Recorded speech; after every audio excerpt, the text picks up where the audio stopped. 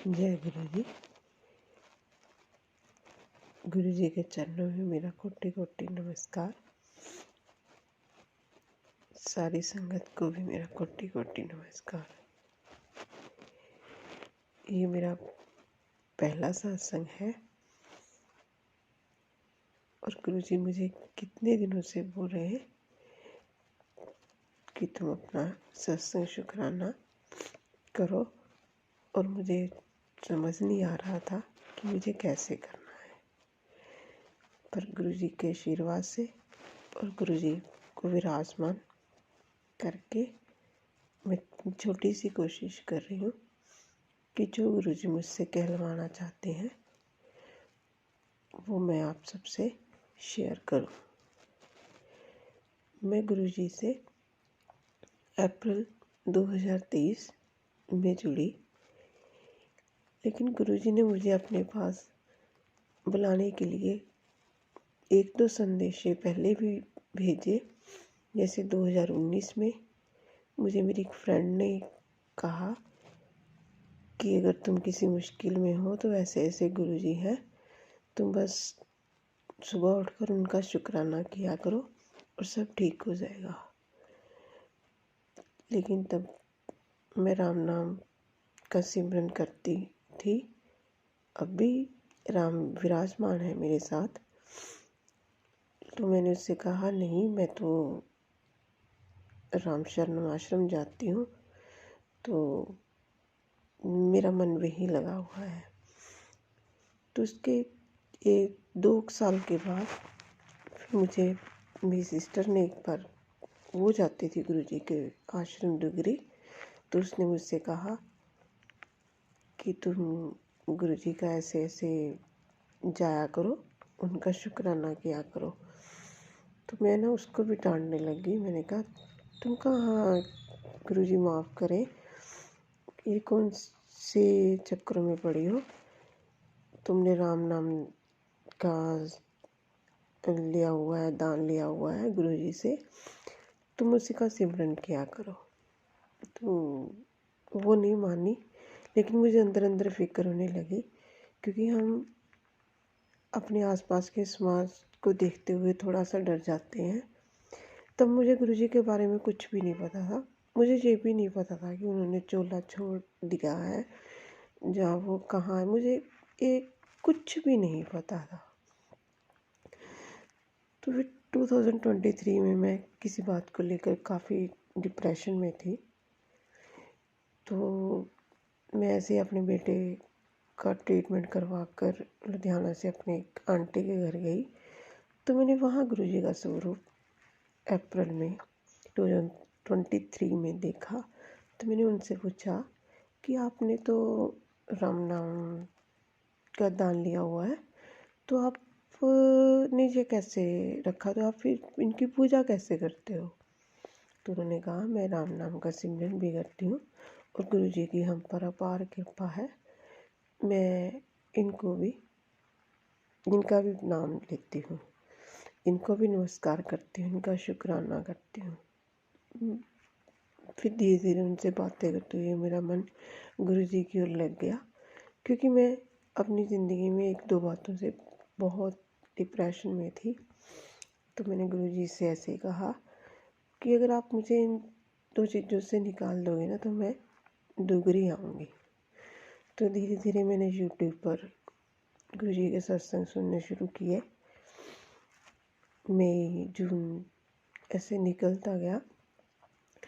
तो जब गुरु जी का बर्थडे आता है उस 2023 में, तो मुझे लगता है शायद 5 डेट का फर्स्ट संडे था, जब मुझे डुगरी जाने का अचानक से मौका मिला।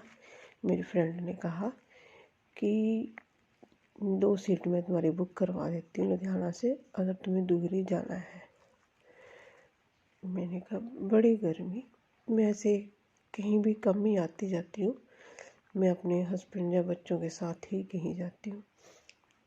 तो मैंने अपनी मदर की भी टिकट बुक करवाई। तो हम पहली बार डुगरी गए। वहाँ का नज़ारा मैं शब्दों में बयान नहीं कर सकती। इतनी गर्मी में इतनी संगत और इतना अच्छी व्यवस्था, मन में इतनी घबराहट।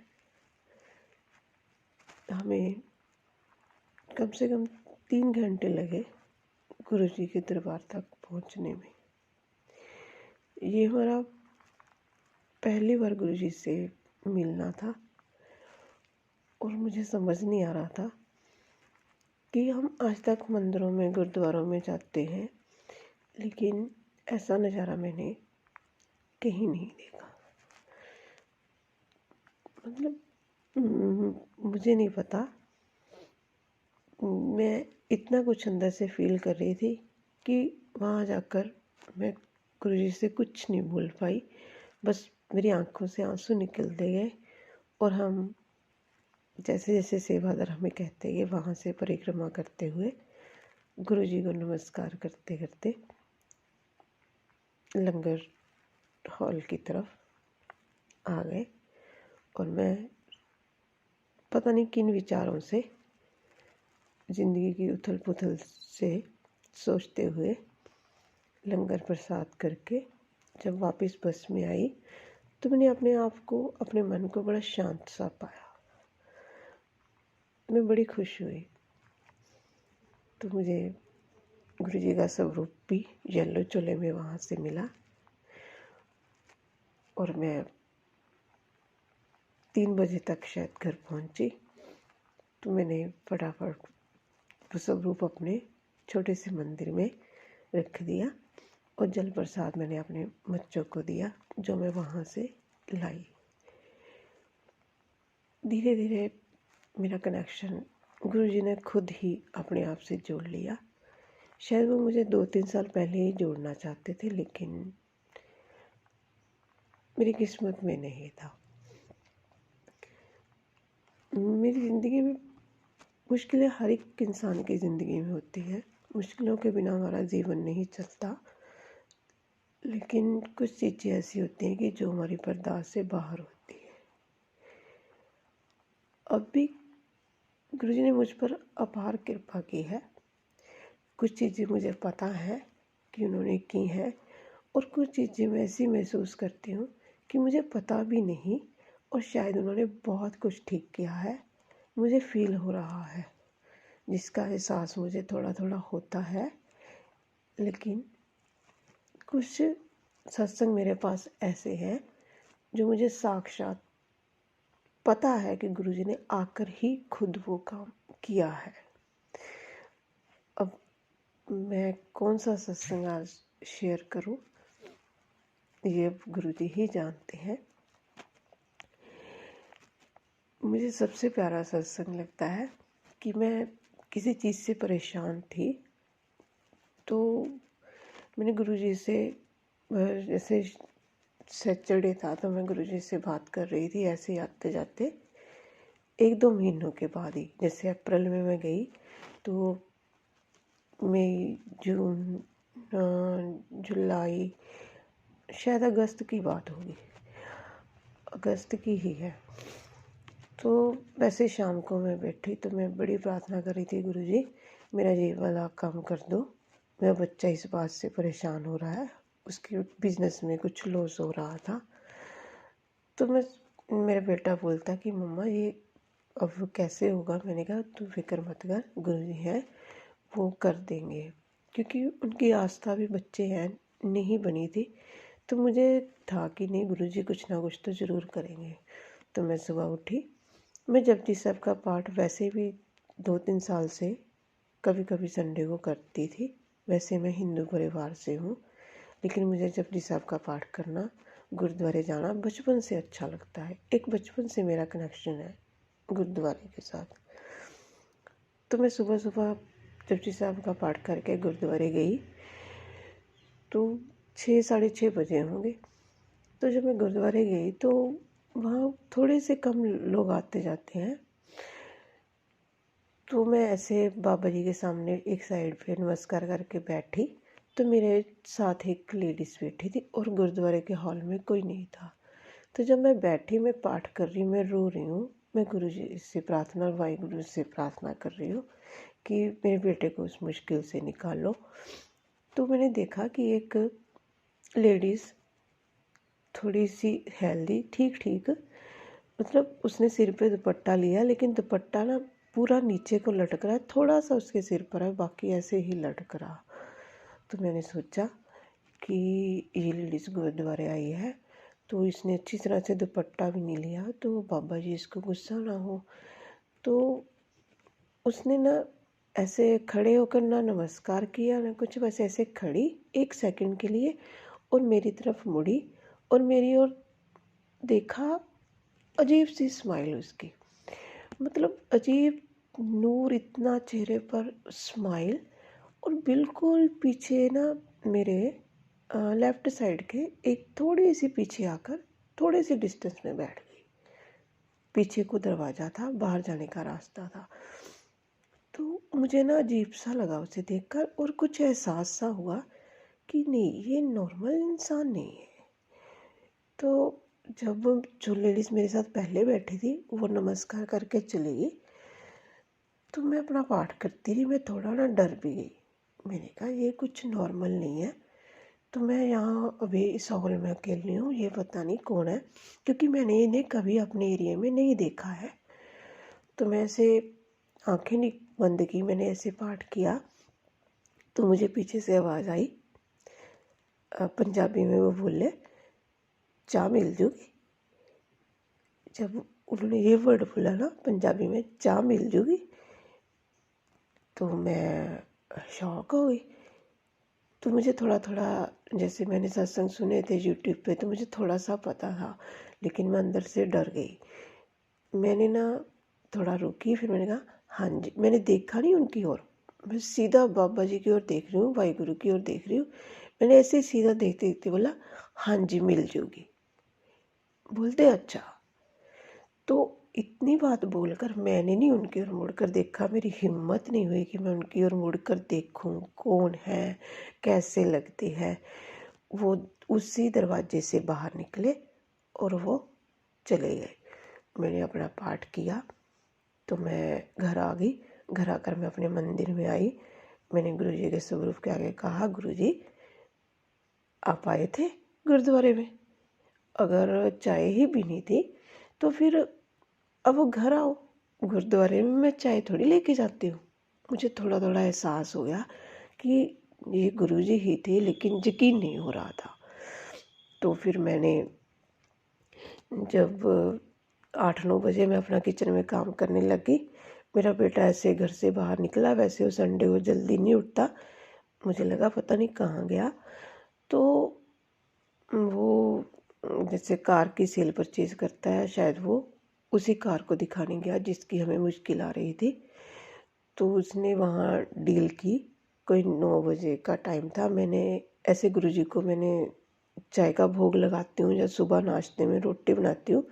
मैंने कहा गुरुजी रोटी अभी बाद में बनाऊँगी, मैं चाय लेकर ऐसे ऊपर है हमारा मंदिर, ऊपर के कमरे में मैं जा रही। तो मैंने अभी चाय रखी नहीं, मैंने कहा गुरुजी आपकी चाय। तो मेरे हस्बैंड ने आवाज़ लगाई कि 2 कप चाह बना ला, कोई कार सेल हो गई है तो वो कहते असी चाह पीनी है। मैं हैरान भी, ऐसे डील तो हम करते हैं, लेकिन ऐसे कभी हम किसी को घर पे ला के चाय नहीं पिलाते। संडे है तो ऑफिस में तो चलो हम बैठा लेते हैं, लेकिन ऐसे ऑफिस में तो डील होती है, लेकिन घर पे नहीं कोई आके चाय पीता। हमारे घर के बाहर भी एक ऑफिस है, तो मेरा बेटा उनको वहाँ ले आया। तो मैंने जब उनसे पूछा, मैंने कहा तुम चाय के लिए इनको बोला? बोलता नहीं। जब ये लोग अपनी बस से उतरे तो इन्होंने गाड़ी भी नहीं देखी, उन्होंने ये बोला कि चाय पीनी है। कहते मैं क्या भी तुसी कार देख लो, पहला भी कार 'ਚ थोड़ी प्रॉब्लम है भी, मैं तुहानू इतना दस दिना भी, दस के डील की है भी। चलो मतलब हमें प्रॉफिट नहीं हुआ, लेकिन हमें लॉस भी नहीं हुआ, जितने की आई उतने की उन्होंने ले ली।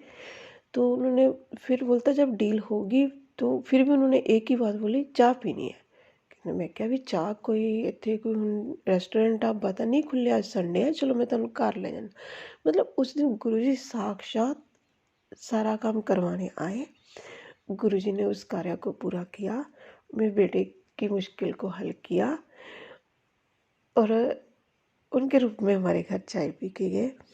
ये मेरा गुरुजी से पहला मिलन था और ये पहला एहसास था। उसके बाद गुरुजी ने छोटे छोटे इतने एहसास मुझे कराए, मुझे बटरफ्लाई के रूप में दर्शन दिए, मुझे सपने में दर्शन दिए। मुझे नहीं पता गुरुजी क्या करते हैं, लेकिन गुरुजी इतने प्यारे हैं, इतने अच्छे हैं, मेरे पास वर्ड नहीं है बताने। मैं बड़ा डर रही थी आज का सत्संग करने में। मैं गुरुजी से बोल रही थी कि मुझे नहीं पता कैसे सत्संग करना है, कहाँ डाउनलोड करवाना है, लेकिन जो करना है आप पास बैठकर ही करवाओ। सत्संग जी, मैं आपसे कहती हूँ, आपकी कोई भी मुश्किल है ना, आप कहीं नहीं जा सकते ना, आप आंखें बंद करके गुरुजी के सामने बैठ जाओ, अपनी बात बोलो, जो आपके लिए अच्छे से अच्छा होगा वो खुद ही कर देंगे। आपको ज़रूरत नहीं पड़ेगी किसी और से मांगने के लिए। वो इतनी छोटी छोटी बातों का ध्यान रखेंगे ना आपका, कि आपको पता भी नहीं चलेगा कि गुरुजी, बाद में पता चलता है, उस वक्त नहीं पता चलता। उस वक्त गुरुजी जब आपकी मदद कर रहे होते हैं ना, तो आपको एहसास भी नहीं होता। तो 2-4 दिन बाद पता चलता है, अच्छा उस वक्त ऐसा हुआ था इसलिए ऐसा हो गया। मतलब गुरुजी की महिमा ऐसी है, मैं मेरी औकात ही नहीं कि मैं उनकी महिमा को आपको बता सकूं। मेरे पास बहुत से सत्संग हैं, लेकिन मेरी बताने की हिम्मत नहीं हो रही। गुरुजी मुझे माफ़ करें। मैं जाती हूँ, मेरे बच्चे भी दुगरी मंदिर गए 2 बार। मैं और मेरा हस्बैंड एक बार बड़े मंदिर गए, गुरुजी ने हमें बुलाया, गुरुजी सारे रास्ते हमारे साथ रहे। गुरुजी ने इतना एहसास कराया कि ट्रेन में जब हम गए, जिस सीट पे जो हमारी सीट थी, वहाँ पर हम किसी और सीट पे बैठ के, जैसे कि मेरी सीट अलग थी, मेरे हस्बैंड की अलग थी, दो दो सीट खाली थी, हम दोनों साथ साथ बैठ गए। हमने सोचा जब कोई आएगा तो हम उनको अपनी सीट दे देंगे, लेकिन वो सीट हमारे ऑपोजिट साइड थी। तो जब मैंने देखा आधे घंटे घंटे बाद कि जो मेरी सीट थी, जिस पे मैंने किसी और को बैठने के लिए बोल दिया, उसके ऊपर एक लिफाफा ऐसे हैंगर किया हुआ टंगा हुआ था, जिस पे जैसे प्रिंट आउट होते हैं ना, कि छपे होते हैं, अपना किसी ने ऐड की होती है या दुकान का नाम, उस पे दुकान का नाम गुरुजी लिखा हुआ था। मतलब गुरुजी फैशन, पता नहीं, मुझे पूरा नहीं पता क्या था, लेकिन मैंने अपने हस्बैंड को ऐसे हिलाया, मैंने कहा वो पॉलीथीन जो टंगा हुआ है वो हमारी सीट है। बोलते हाँ, वो लेडीज़ बैठ गई वहाँ पर, उसकी सीट पर मैं बैठा हूँ। मैंने कहा उस पे देखो क्या लिखा हुआ है।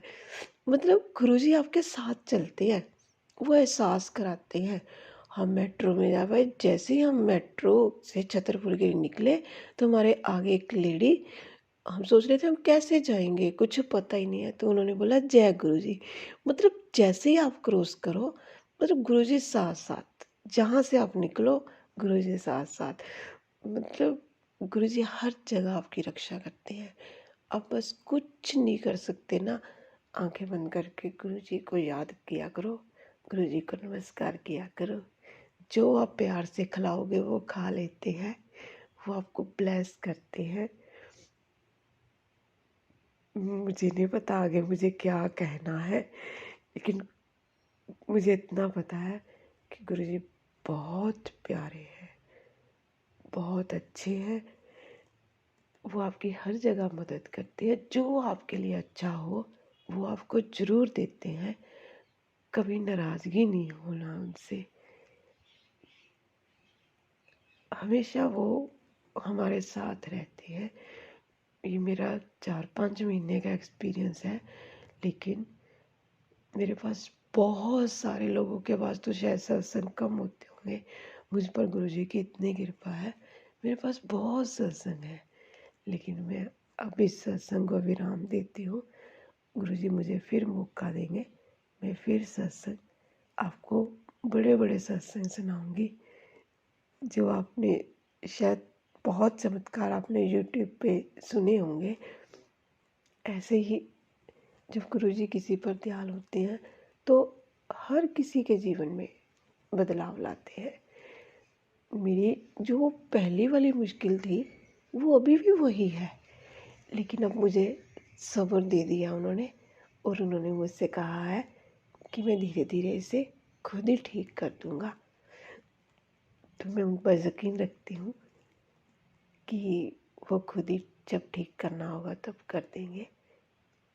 हमेशा मुझे अपने चरणों में गुरु महाराज लगाए रखे, अपने चरणों से मुझे कभी अलग ना करे, कोई ऐसा काम ना मुझसे करवाए जो उन्हें नापसंद हो। मुझ पर, मेरे बच्चों पर, मेरी फैमिली पर और सारी संगत पर गुरुजी अपना आशीर्वाद बनाए रखे। गुरु महाराज, मुझसे अगर कोई भी गलती हो गई हो तो आप मुझे माफ़ कर देना, मुझे क्षमा कर देना, और हमेशा हमारे अंग संग रहना, सारी संगत पर अपनी ब्लेसिंग देते रहना। आपके बिना हमारा कोई नहीं, आप ही हमारे सब कुछ हो, आप ही हमारे माँ बाप हो। इस दुनिया ये बहुत अच्छी भी है, बहुत बुरी भी है। हम चालाकियाँ लोगों की नहीं समझ पाते। आप कृपा करना, हमें ऐसे चालाकियों से बचाते रहना और हमसे अच्छे काम ही करवाना। जो आपको अच्छा लगे वो ही करवाना गुरुजी, जो आपको अच्छा ना लगे ना वो हमसे ना करवाना। गुरु महाराज, आपके चरणों में मेरा कोटि कोटि नमस्कार। मुझसे कोई भी भूल होगी हो मुझे माफ़ करना। मुझे हमेशा अपने दर पर बुलाते रहना, अपना सिमरन करवाते रहना। ओम नमः शिवाय। शिव जी सदा सहाय। ओम नमः शिवाय। गुरु जी सदा सहाय। जय गुरु जी। शुक्राना गुरु जी, अनंतम अनंतम शुक्राना।